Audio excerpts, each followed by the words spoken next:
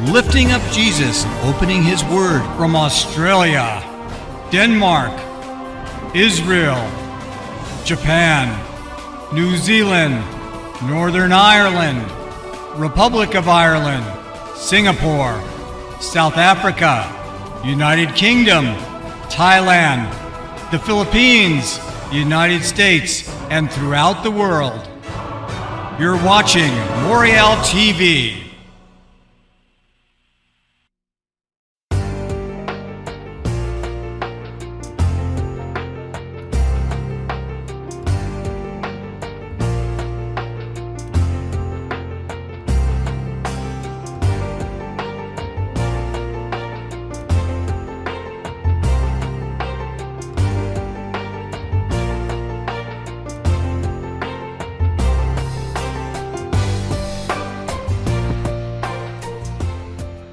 What does the scriptures teach about gambling and Christians, believers in Jesus, being involved in gambling?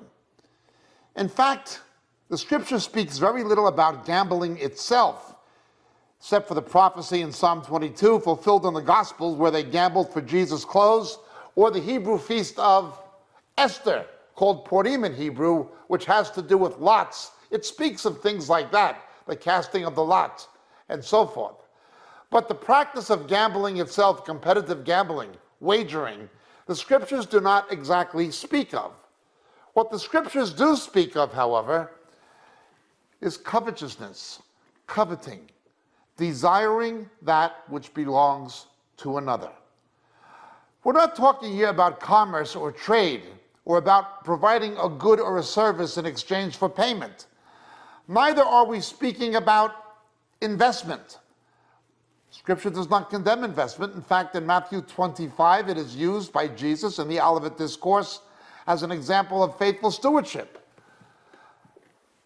What we're talking about is wagering, gambling. Thou shalt not covet.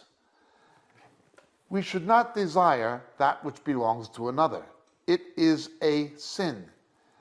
Such a sin that God equates coveting with actually stealing something. Much the same as in the realm of sexual morality. If you covet someone's wife, as far as God's concerned, you've already committed adultery with her, or someone's husband, as the case may be. Desiring that which belongs to another is absolutely wrong. That's what takes place in betting, in gambling. You are simply desiring the money or something that belongs to another person. I will bet you this. Now look, I'm not very legalistic, I'm not very nomianistic.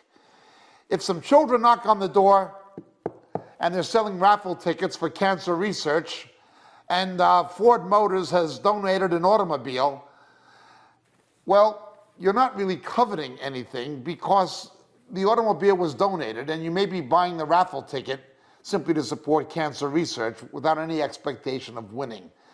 I'm prepared to leave a situation like that to the conscience of the individual. If you feel free in the Lord to do it, that's between you and the Lord. If you don't, then you shouldn't. But to actually make a bet desiring money that belongs to another based on anything, a competition, a race, a sport, a whatever, or simply cards or dice or casino gambling, this is sin.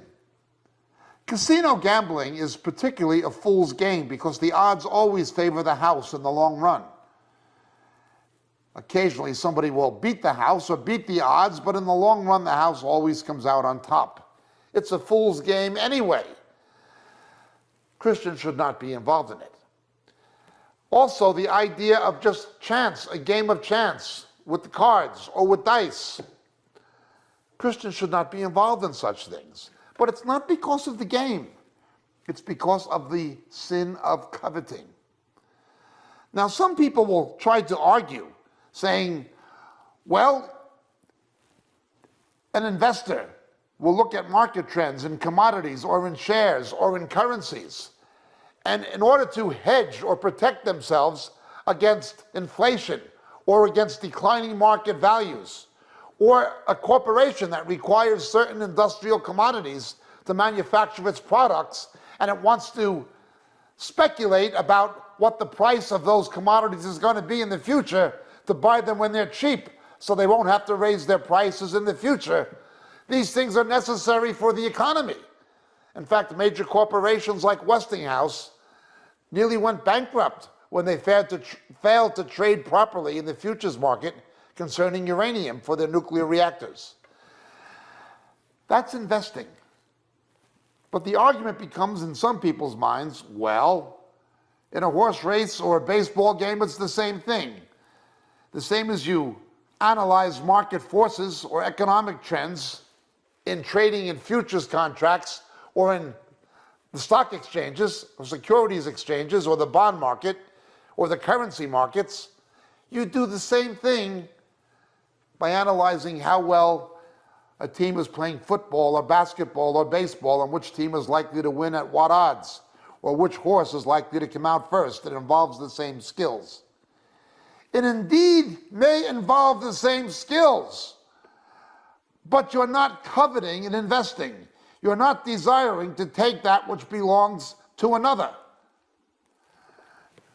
Gambling is absolutely wrong for Christians. Christians should not be involved in it because it is the sin of covetousness. We should not be going to casinos. We should not be betting on sports. We should not be playing cards or dice or things like this nature for money. It's just not something Christians should be doing. It's not the gambling itself. It's not the gaming. It is the wagering. It is the covetousness. God bless.